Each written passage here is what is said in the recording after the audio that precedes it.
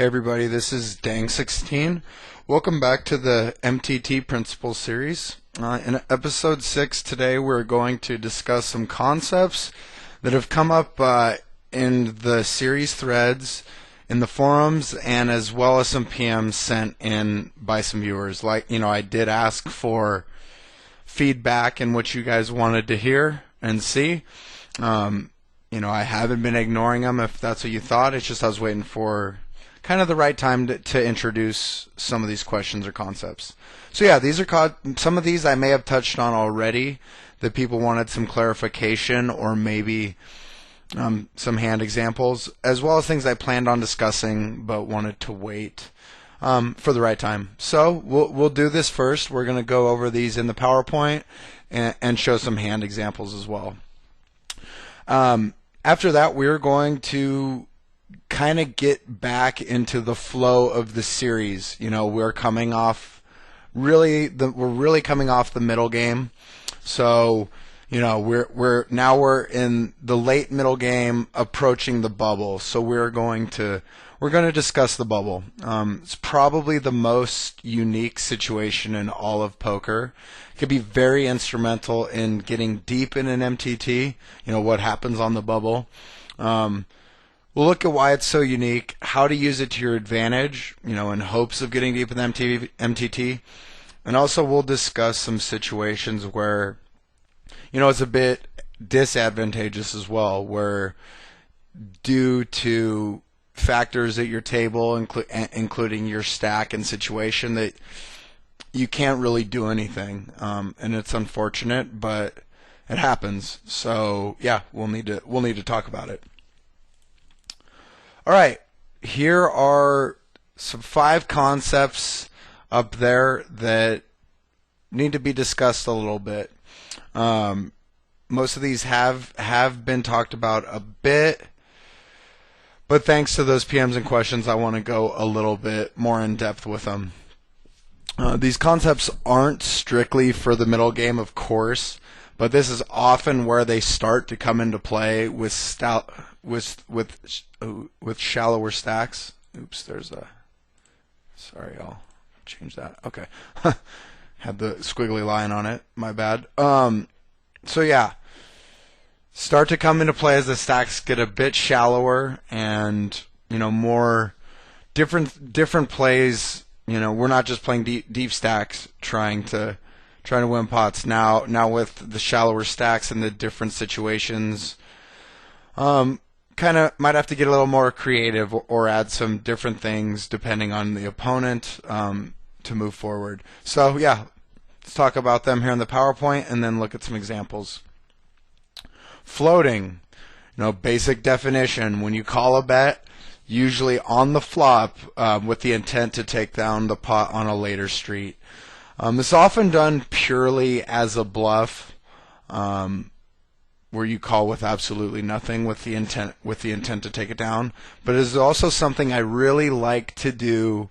I'd rather do it with disguised draws, something like a gut shot or bottom pair and backdoor draws. That's when I prefer to do it, so I kind of have that security blanket of actually hitting the hand once in a while, and I think that adds to my expectation, to that positive expectation over the life of the play. Also, one of my favorite plays, because so many low to mid stakes players will know to c-bet the flop and give up if they're just played back at all. I've talked about it a little bit in the series that players tend to play pretty well till the flop. They'll know to be aggressive until there, and then they might just not really know what to do from that point on, or might have a plan for it. And that's why the float can be so effective. A pure float is done in position, and it can be done versus different types of players. A player who's c-betting, who is aggressive but c-bets every single time they raise pre, this can be a very good candidate. They can't have a hand every single time, they enter a pot and see a flop, and you can just combat their aggression by floating in position and firing any turn when checked to you. You also might have to fold once in a while when they double barrel you, but That's the nature of it. Um, and again, going back to the fact I like to do it with disguised strength or, you know, gut shots, stuff like that. You may hit the draw once in a while, and this allows you to reevaluate. So versus the player that is aggressive and capable of firing 2 shots, that's probably who I would like to have that safety net, that gut shot versus. If it's a player who's just passive and you could take it down on the flop or on the turn a lot, you might not need. You might not necessarily need to have that gut shot draw or bottom pair, drawing to a second pair as often, just because you'll be able to take it down on the turn. You might hear the term like floating out of position thrown around, where you call a flop bet out position and lead any turn. I'm not sure if there's an exact term used for that, but I think it's something that can be effective as well, and we'll take a look at an example of that.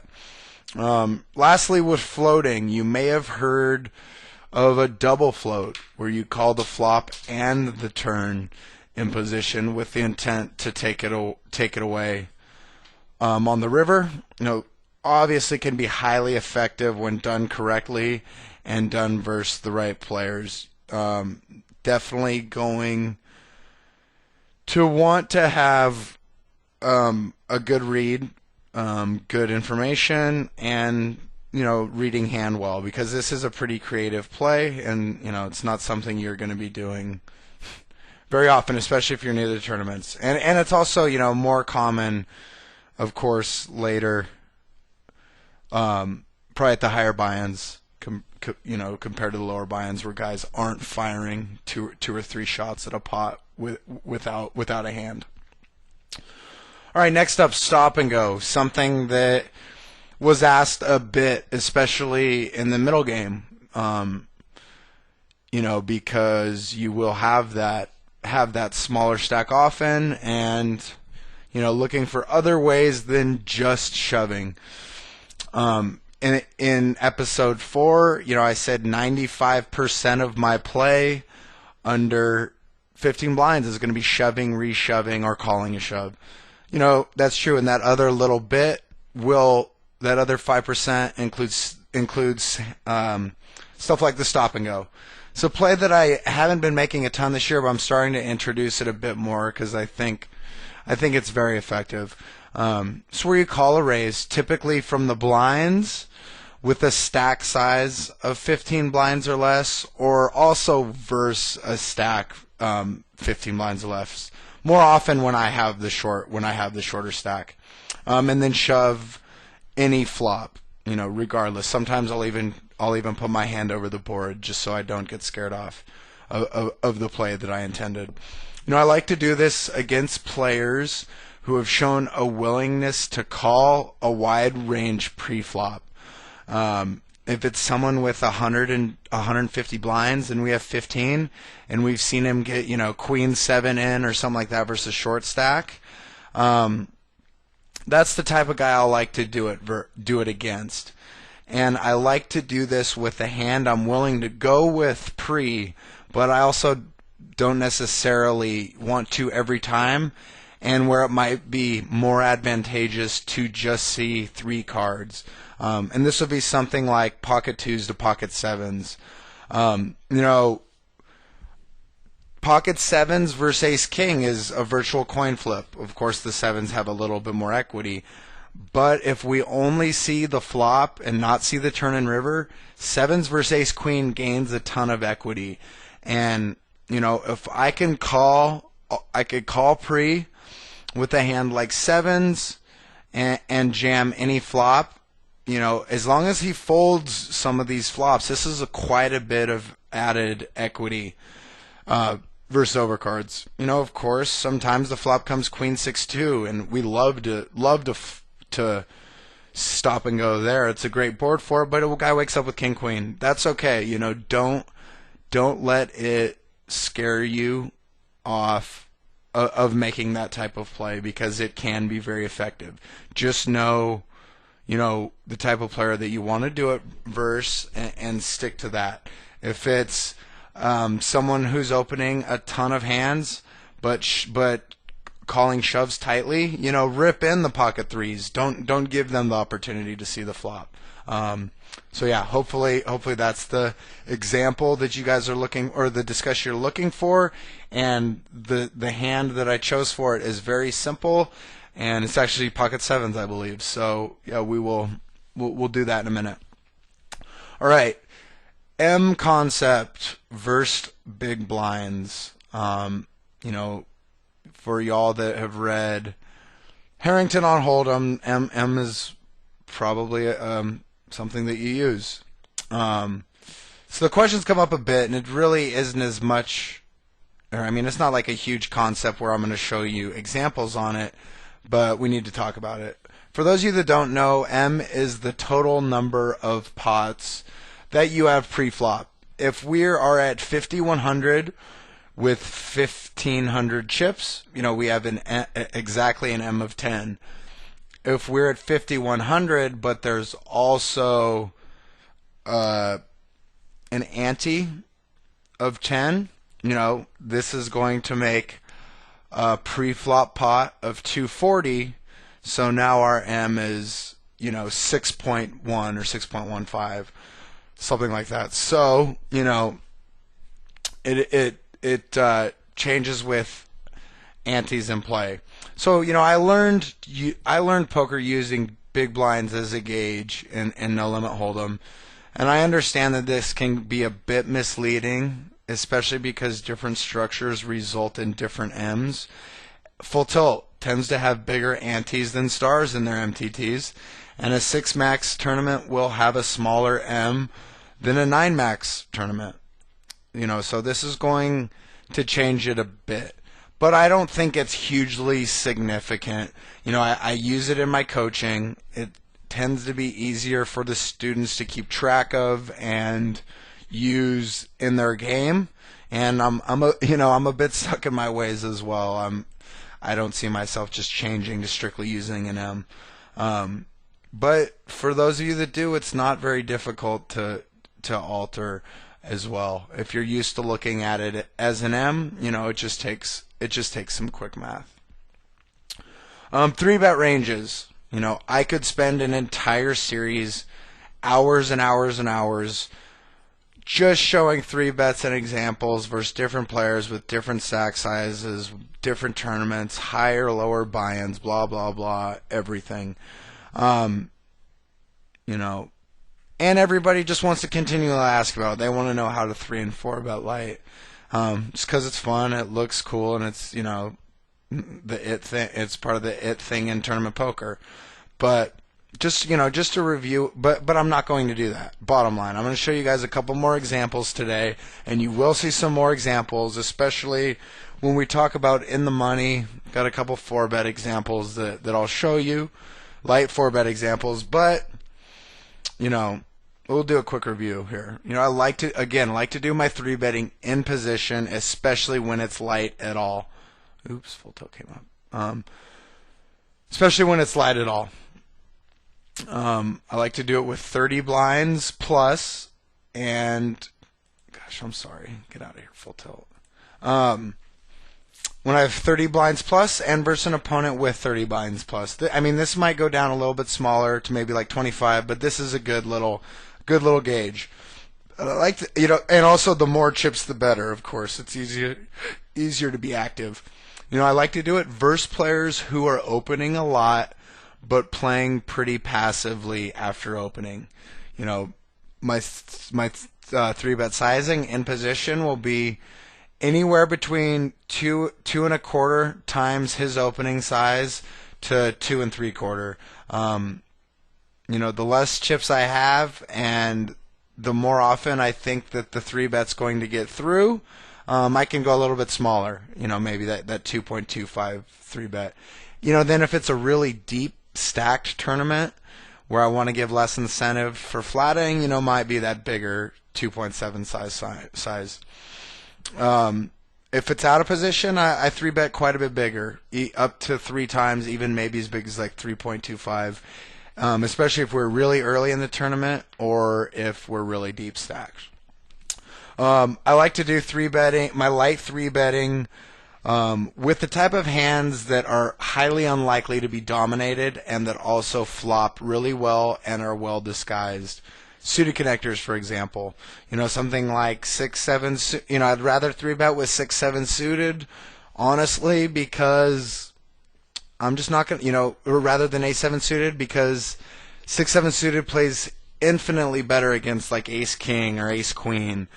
Even tens, I feel I would rather have 6-7 suited than like Ace-7 suited, because when I do, when an ace flops, I'm not gonna get anything out of tens a lot of the time, and whereas like a 6-7 deuce flop or a 6-6-2 flop, I will be able to get some value from those tens.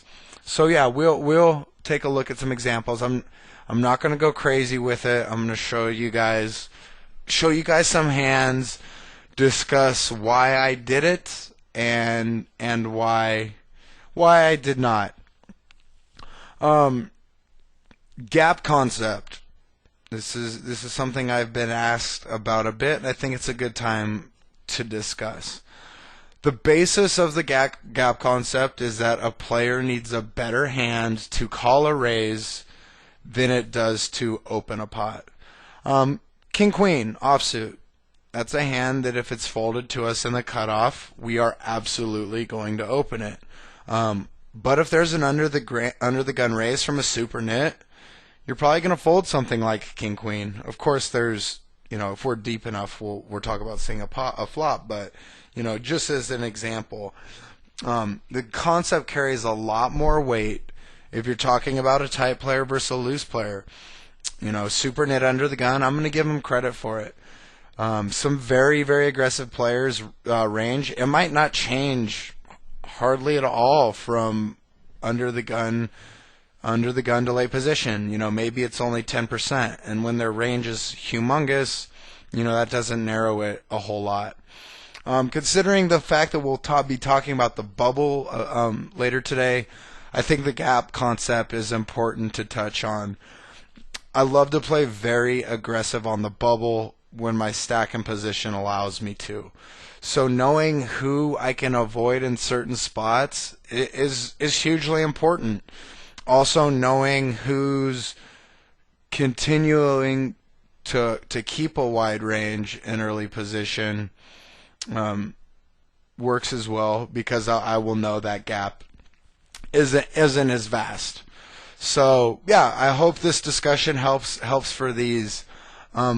Something else that got brought up to me was some flatting, to induce squeezes, and I think I'm gonna look to put that in play in the money section. I'm not saying I don't do it in the middle game. Of course I do, but yeah, I think it'll be a good spot later on.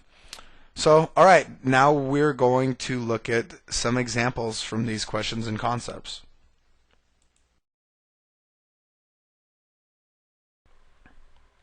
All right, first hands we're going to take a look at are going to be two float hands. One's just going to be a standard float in position after calling a raise pre, and second will be one, a quote-unquote float out of position.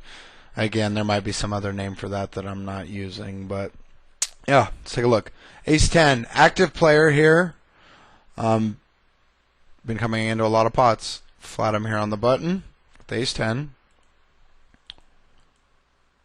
Player bets here. Bets 375, half pot. This is on UB. You'll see that just half pot clicked and bet a lot. Also really thought it was going to get checked to me a lot here. And it was. I actually picked up a gutter as well, which is great, but all about trying to take away the hand here on the turn. Also think that, if he did have a hand like eights or something he played really well, like a set, maybe we'll check shove me. Rarely, but that being said, I make a small, just over 1/3 pot bet. Did give me a little bit of room in case he made a creative check shove here. Luckily he didn't, and I was able to take it down. So just a really standard float there. And, you know, something I talked about doing a lot in position. That was purely as a bluff. Of course I had overs, but yeah, just fully read based. Let's take a look at another one. This is out of position where you use a flop call, you know, with an intent to take it down later on. Purely as a bluff here as well. Get called. I'm deep, you know, player's aggressive. We're 82 blinds effective. So also some nut flush value, but more to try and outplay this player post flop. Thought I had an advantage even out of position. Get called. That's just over half pot. I know there's a lot of good scare cards on the turn, and even not, I could just use some aggression and bet just under half pot here on a seamlessly, you know, nothing six of diamonds. Thought it would look pretty strong, and also if he just has nothing. It's just, you know, if his range is wide enough to include a lot of nothing, makes play like this plus EV, and I get the fold. So yeah, floats. You know, I didn't put in an example of any double floats or anything. Just didn't really have a good example in the sample of hands that I have right now, and also just didn't want to show anything, you know, that's really read base. You know, a lot of people watching this series or who are interested in it, more novice, so I want to keep it simple at the beginning, you know, and in hopes to not confuse anybody. Alright, next up, stop and go play. It's actually funny. I think this is the second time Tom44411 was the villain in the hand, but again, he's aggressive, and I thought maybe it was from the same tournament too, I guess, and just happened to be two good hands. But let's take a look. He opens under the gun. He'd been very active, but I still got to give him some credit for being under the gun. I'm also down to 10 blinds with 10% of my stack in the middle and pocket sevens. I'm willing to go with this hand pre, but I also know that if I call, I have essentially a pot size bet on the flop, and I can probably get him off ace king or ace queen, depending on the flop. Also, I was just selecting. I was going to shove on any board whatsoever. I'm pretty sure I just covered up the flop here. So I call.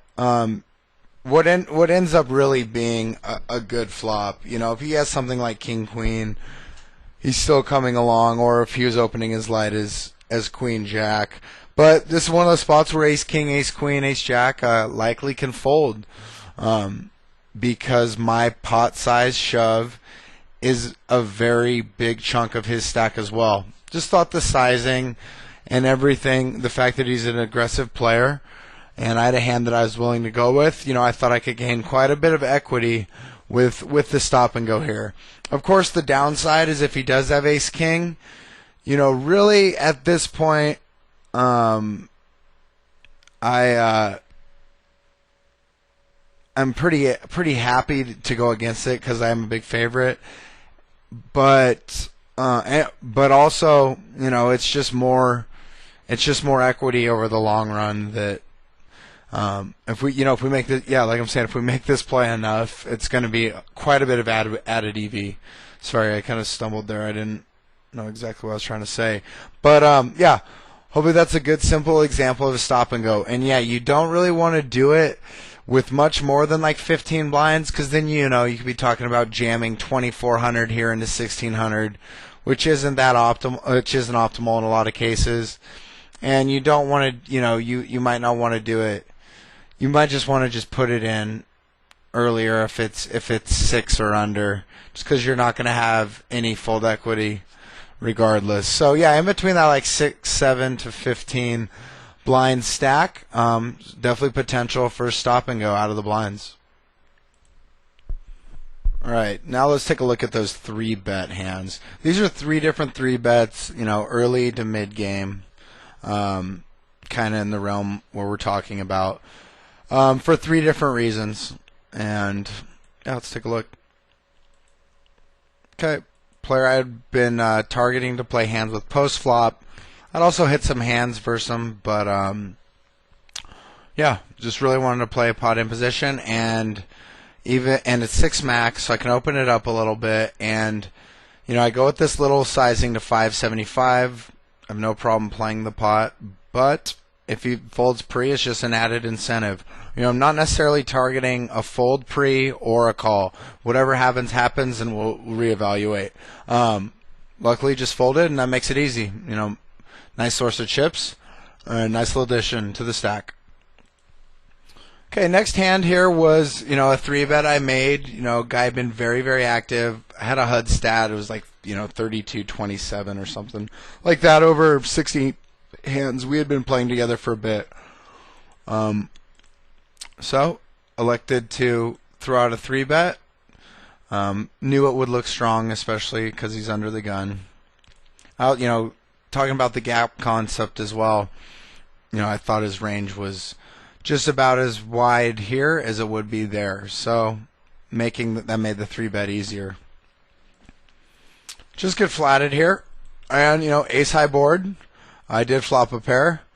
Very rarely low to mid stakes. If I 3-bet in position and it's checked to me, it's pretty rare for me to check it back. Especially if I'm doing it light, as I was here. I bet 1775 here, a little under half pot, and get a fold. So, just showing you how to combat it when you are flatted. Use your position. That's why we're more inclined to do this stuff in position, is because of when we get a check to us, or when we do make a hand, we have that advantage of being in position. So important to light 3-betting for me, the low to mid stakes especially. So next hand, 6 max again. I just seem to have a ton of 6 max hands, and it's just more active, so that's why a lot of them have been there. Opened by Eleanor here on the button, active player. Regular, 1/6 sick disease irregular as well. Had been opening our blinds quite a bit. So I elected to 3-bet him up here to 2275, just almost 300 or 3 times. Thought it would look strong, especially being out of position, and the fact that I'm gonna have to show down a hand if 1/6 disease shoves. I'm gonna have to call. I'm gonna have to call anything that he shoves now, but also just hopes to keep Eleanor off our blind a little bit, and if we do just get flatted, if we flop a hand, we might get paid off big. And he folds. So there's some more 3-betting hands for you guys. There will be a couple more, as we go along, especially deep, more bubble stuff, talking about opening up the range a lot on the future bubbles, final table bubble especially, or when we get down to like 3 or 4 handed where it's more it's just money jumps, not really a full bubble. So yeah, we'll see some more 3-betting, but I hope those continue to answer some of the questions you guys had.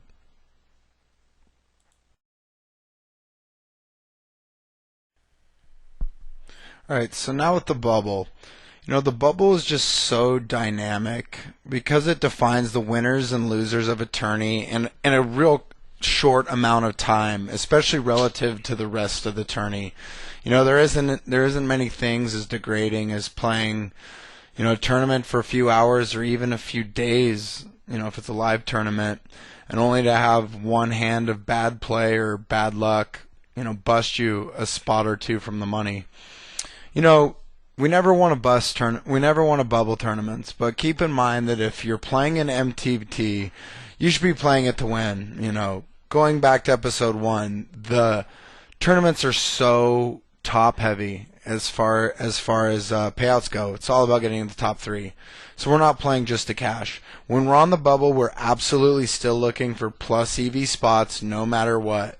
You know, they might be a little bit different and not as plus EV as a different spot in the tournament, but if we find a really good spot, we aren't passing it up.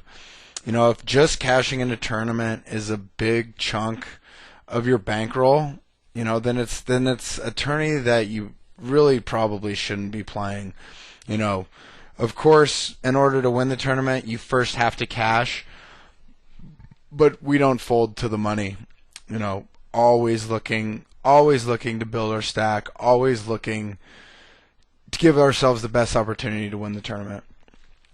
The bubble's it's the best time in a poker tournament to take advantage of tightness. Having a huge stack at a tight table on the money bubble is one of my favorite things in poker. You know, you just have the ability to do so many different things, be so aggressive, and it's just fun, and it's just absolutely fun. That's, you know, really in a perfect world, and that's not how it's always going to be. You know, depending on your style of play, you know, some people are really tight and might find themselves shorter when it does come to the bubble. Some of you guys also might just be super aggressive, super lag players that are always getting there with the stack. So your strategy early in the tournament helps decide your bubble strategy a bit as well. But let's just talk about all the considerations when determining your bubble strategy. We'll take a look. We'll take a look at those listed here on the PowerPoint and how they can be advantageous or disadvantageous. Your stack's the first thing to take into account. The more chips we have, obviously, the more aggressive we can be. The more chips we have, it's easier to cope with the swings that do come with opening, 3-betting, you know, and just playing a lot of pots. You know, some people get a lot of chips and sit on them. You know, that might, or stay really tight and look for really good spots. I think there's a time and place for that, and it's just usually not on the bubble. The more chips I have, the more aggressive I want to be.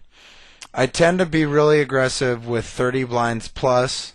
You know, of course, I might have to slow down at times if I'm getting a lot of resistance, but if I have 30 blinds or more, I'm always going to try to be active and try to take charge of the table as long as they'll allow me to. Having a smaller stack, you know, 15 blinds and under, I'm still very much looking for plus EV shove spots, but I'm probably more inclined to avoid a marginal or, you know, neutral plus EV spot than I would be if I'm in the money or quite a ways from the bubble. You know, if I'm looking at something and based on the ranges, you know, I feel like maybe I have a 52% equity. You know, I might pass that up right here on the bubble, just because, you know, the 48 times out of 100 that I bust, you know, losing that money might not make up for the other times that I do double. So yeah, still looking for hugely plus EV spots, but, you know, marginal. I might fold it, you know, when the situation's right. When I have a stack in between 15, you know, to 30-ish blinds, I really try to adapt my game to the table. You know, has more to do with the total table dynamic and the game flow. If it's a really tight table, you know, I might be playing 25 blinds as aggressively as I would 100.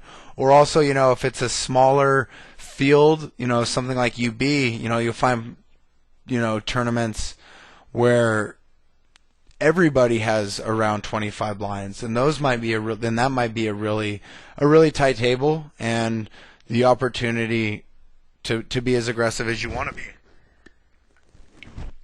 Opponent's stack, very important as well, obviously. Many times just as important as your own stack. When choosing players to attack or pick on when we do have a stack, a big stack, we want to first look for those most vulnerable, those that don't want to bust, the 10 to 25 blinds, those guys that can comfortably cash and are least likely to play back at us light. We'll also want to attack other stacks, 30 to 50 or plus guys, if I have position on them, I might 3-bet them a lot as well. But those vulnerable 10 to 25 blind stacks are the ones that I'm always looking for first. When we have one of those shorter stacks, the 15 blinds and under, and we're looking for those positive EV shoves pre-flop, we also want to do that versus the vulnerable stacks. Shoving 12 blinds, blind versus blind, into a 100 blind stack is probably not going to get the folds that it would versus a 25 blind stack. Those vulnerable players, a lot of the time, the guys with those vulnerable stacks are often the tighter players as well. So that their calling range is be a bit tighter than the lagtard with 100 blinds. Position, super important. And in a perfect world, we want the passive players to our left and the aggressive players to the right. And also, we would prefer the smaller stacks to be on our left, so they're easier to pound on and raise and shove on. And then the big stacks on our right. So we have position versus them post-flop, and the ability to speculate and hopefully make a big hand like a set or 2-pair in position. These table dynamics I just discussed, small stacks on your left, big on your right, small or aggressive players on our right, passive on our left. Those table dynamics are great to have at any point in MTT, not just the bubble, of course, but here it's even better because this is the time when we want to be aggressive as possible and also, avoid or not necessarily avoid, but be in position versus the people that can bust us or hurt our stack. Image, of course, an important consideration. Having a tight image right before the bubble can be advantageous. Players are likely going to continue to give you credit. Maybe it's one of those tournaments where you're not really getting a ton of hands, but then you get aces or kings every few orbits and you continue to chip up. That's an awesome image to have right before the bubble, because then you can just go nuts and start to really use this to your advantage. Players will still give you credit oftentimes. If they start to play back at us, we might tighten it up a bit, but use that tight image. Also, having the image of a loose cannon can be awesome as well. People are probably not going to reshove light into you if they feel that you're capable of calling light or calling them very correctly. This type of image can allow you to continue to bang on the table and be super aggressive as well. Also, this is a good image to have because when the bubble bursts and we get in the money, players that were tight all of a sudden go nuts.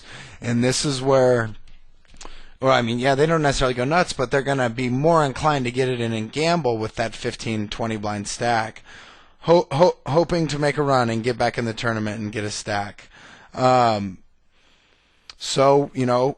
If that works, you in the money, you just start to tighten up your range if you have that loose cannon image, and you'll have the hands that you're absolutely willing to call those reshoves with from the players that think you're still just stealing. Also,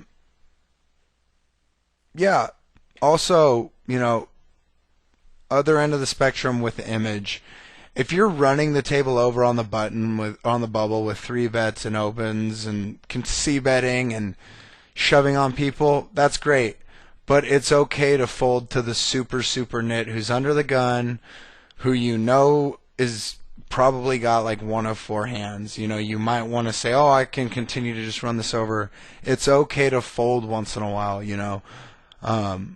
Don't courtesy double up a nit. If you know their image and you know what they're likely playing, stick to it. Don't give that courtesy double up. That can just start the the downward spiral. And also, if you shove like 10-5, reshove 10-5 suited on a nit and have to show that down, even if you win, it might kill your image for a bit.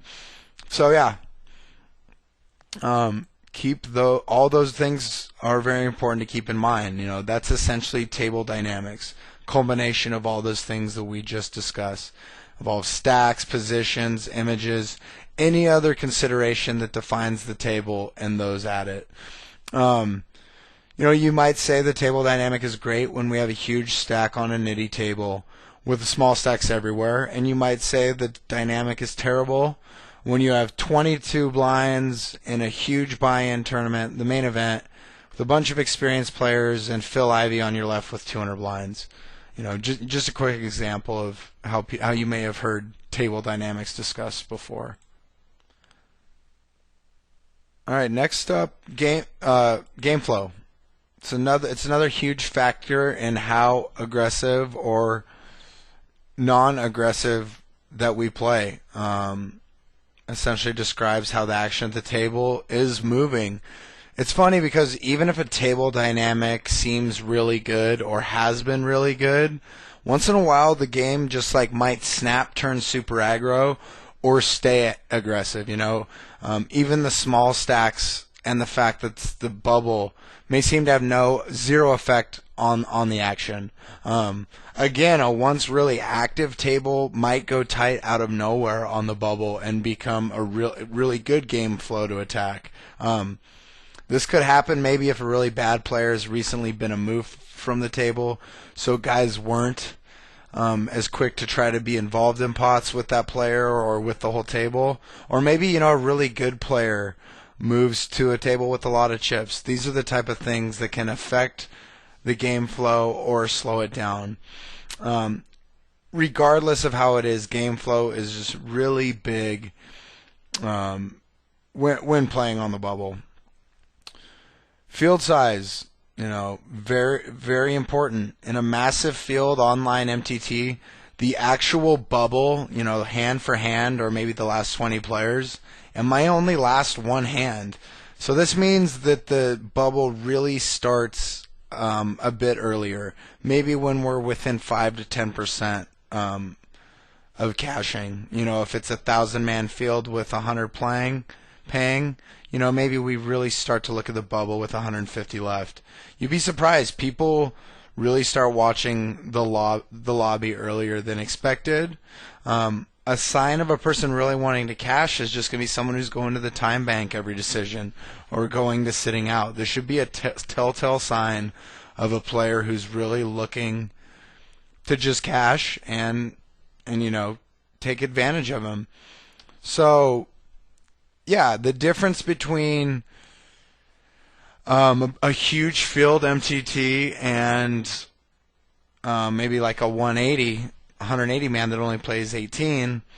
In the small field tournament, you might get a really long hand for hand, especially if it's not a turbo, if it's just a standard freeze out. This can be really, really awesome when you have a big stack and the bottom third of the field is bunched together and no real tiny stack. 180 man with 19 players left and everybody's over 10 blinds and you have all the chips. Could be really aggressive. And, when you can't, to know this, you're going to need to keep an eye on the other tables. Sometimes it's not possible if you're multi-tabling, but, the more information you have and, you know what's going on with the other tables, this might make some decisions a lot easier on the bubble. Buy-in could be damn near the most important factor on the bubble. I mean, honestly, even though I said you should always be playing to win and always be looking for plus EV spots, I'm 0 for 2 cashing in the main event in my life. if I have the opportunity to cash in the main event and I'm sitting around 17 blinds, I might tense up a bit or fold into the cash. Something to keep in mind, the difference between the World Series main event and a $1 90-man tournament online, it's just vastly different. So keep that in mind. If it's online and it's a higher buy-in tournament as well, people probably more likely to fold into the money. Helps to know who the regulars are in these scenarios. When you have time, it helps to database a few players or the entire table to get an idea of who's a winner and who isn't. It's really easy to do to tag players as well, so you always know when you run into them again. This isn't going to be the end-all be-all, but it can make the decisions easier. If you shark scope and see a six-figure MTT winner, he's not going to lose any sleep about bubbling the Sunday Million, whereas a $4 average buy-in guy who used his FPPs or won a satellite to get in, this player might lose some sleep and will fold. So again, the database read can be advantageous to you and a consideration in determining your bubble strategy. It's not the end-all be-all, though, guys. A player who's a big loser online with a small average buy-in still might play crazy on the button or on the bubble. You never know. Lastly, satellites. It's a whole different animal when it comes to the bubble. There are times with the right stack and the right table and game flow and all that where shoving every single hand without even looking at what it is might be the right play. It's rare, but it does happen. There's also there's absolutely times to fold aces pre-flop on a bubble of a satellite. If you've got 18 blinds left, 3 guys under a blind left, and only one more has to bubble or only one more has to bust until we win a main event package or something, you would be crazy to call all in with aces, especially if, like I said, like 18 blinds, you're absolutely safe. And this is something I would never, ever do in a non-satty. I guess maybe there's the crazy situation, 5 all-ins at the World Series main event, you might be able to get down to heads up. That's different, that's similar. Also, I'm by no means a satellite expert. There's some guys out there that make a living playing the satellites online, but I do enjoy playing them, and they can add a ton of expected value. If you're new to them or you want to try some out, I tend to just play my standard MTT game till we start to get within an earshot of the money. I'm not gonna. If I have 20 blinds and we're still not even close, I'm still gonna be looking for those good reshove spots as I would be in a normal MTT. But then when we get a little bit closer, I can alter my stack my play depending on my stack and the dynamics of the table. If we're 20 away from it, 20 away from the money in a 1,000-man tournament, so it's going to go relatively quickly. With 30 blinds, I don't need to open King Queen suited under the gun, which I might in an MTT. It's just a different dynamic, and they're really fun, and again can add quite a bit of expected value.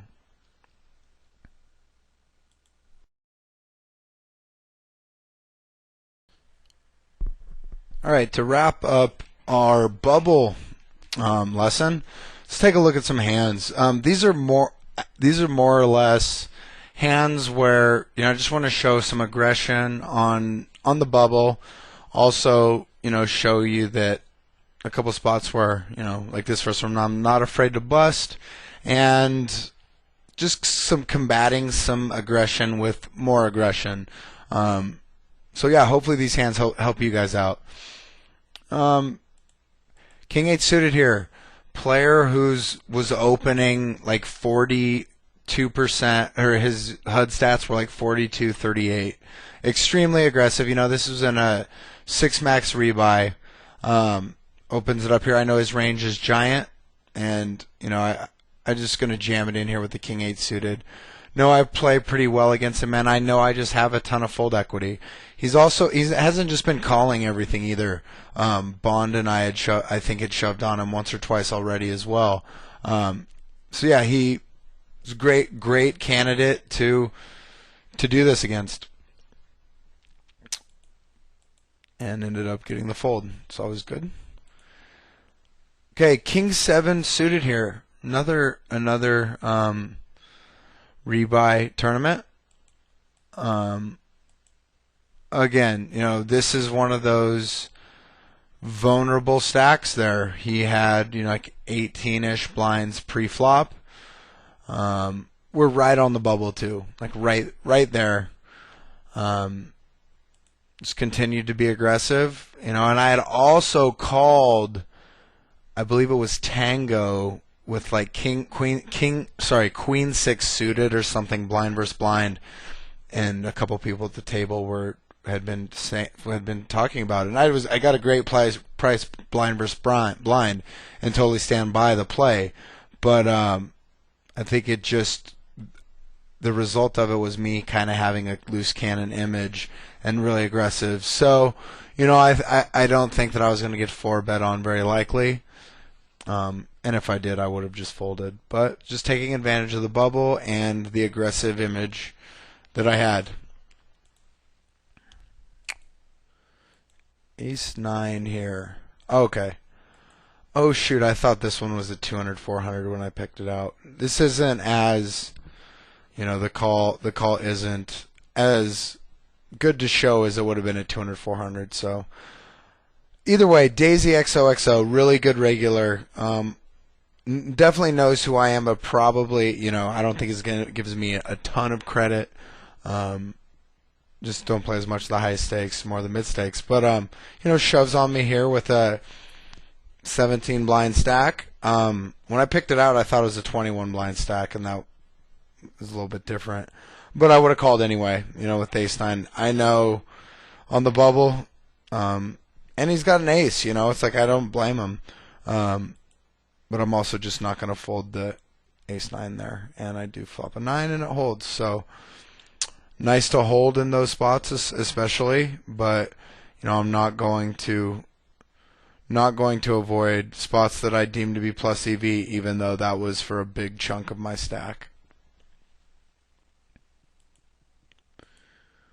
All right, pocket eights. This was a spot where, I'm deeper, and this was actually in an F-tops. I think it was, I forget which it was. I think it was a bigger one. I think it was the 200 cubed actually, because we are really deep for being on the bubble. But yeah, really deep table somehow. I think we had like 4 of the top 8 stacks. It was pretty crazy. Get 3-bet out of position by a player who had been really active, and this is, I had saw him 3-bet aces to about 2.5 times out of position, and here it was just really big. It looked to me like he wanted folds, and I had been 3-bet off a couple of hands. Just the fact that the table was so deep kind of screwed with me for a bit. But here's just a spot where I thought the sizing didn't make as much sense after what I had seen him do, and I just rip it in with the 8s with a ton of fold equity. Gosh, this is another 6-max hand. Apparently, just a lot of these hands that I've had in 6-max fit together with what I want to show. But all these concepts are still going to come into play with full ring. And the 8's got me a fold. Okay, whatever. Couldn't go back to it. Here we are with Queen 8 suited. Okay, here we go. The spot that, just another 4-bet spot, combating some aggression with aggression. Drac here, Drock, whatever it was, been aggressive. Had actually 3-bet me off a couple hands already. Once out of position, once in. So here I open it up, something I'm definitely going to do on the bubble. and I get 3-bet. Nothing really stood out here for me as far as sizing or comparing it to any hand that we had played prior, but I wasn't going to let him continue to 3-bet me, especially on the bubble. I want him to be a source of chips when I'm in the small blind, not a source of me giving away chips, or whatever you want to call it. So I put in a smaller size, a little bit smaller sizing 4-bet out of position. Just combating some aggression with aggression and trying to keep him off my butt, and so I can keep raising him. And hopefully continuing to take down some pots. So to wrap up today, we answered some questions early, questions that had been asked about some concepts. Also introduced like the gap concept, something I wanted to around the bubble discussion. So yeah, I hope this was a good episode for you guys. If you have any more questions, please feel free to put them on the thread or PM me about them. It might take a little bit of time to get back to, being the holidays and all, but I'll get to it. So I hope this is helpful. It's Dang16 for Deuces Cracked.